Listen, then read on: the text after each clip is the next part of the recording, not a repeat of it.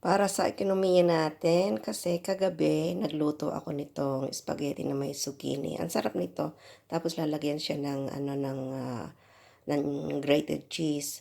So itong leftover, ano kasi 'pag nagluluto ako, sinosobrahan ko na para hindi na ako magluto kinabukasan. So itong leftover kagabi, siya ko na lang ang kakainin ng tanghalian. At lalagyan ko na lang siya ng grated cheese. Masarap ito kasi ang pagkakaluto nito ay marami siyang olive oil. Kaya mas masarap. At saka ito namang ito, omelette. Yan.